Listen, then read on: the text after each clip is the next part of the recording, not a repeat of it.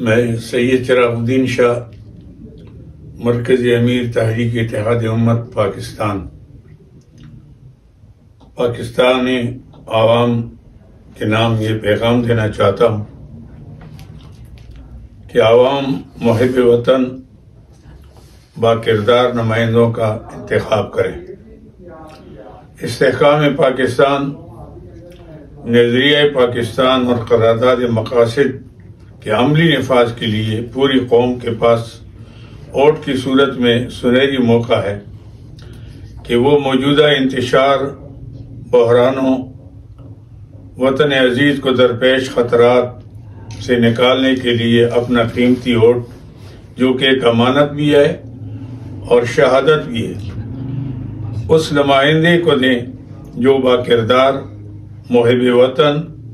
درد دل اور قومی مفادات کو ذاتی مفادات پر قربان کرنے والا ہو، کیونکہ آپ نے 5 سال کے لیے حکومت کو چننا ہے۔ اس لیے صرف اور صرف حق کی سربلندی کے لیے اداروں کے احترام اور ارض پاک کو فتنوں اور فسادات اور مہنگائی، بے روزگاری کے سیلاب کو روکنے کے لیے صحیح نمائندوں کا آپ کو ووٹ دیں اور ووٹ کے طاقت سے انتخاب کریں۔ یہ وہ وقت ہے کہ اپنے شاندار باکردار مستقبل بنانے کا، پاکستان صحیح معنوں میں اسلامی فلاحی ریاست کے راہ پر گامزن کرنے کے لیے اپنے اختلافات، رنجشوں کو بلا کر وسیع تر قومی مفادات میں اپنے حق رائے دہی کا فریضہ سرانجام دے۔ پاک وطن ہی ہماری آن ہے، ہماری شان ہے، ہماری پہچان ہے۔ یہ ملک اسلام کے نام پر ہمارے وجود میں آیا،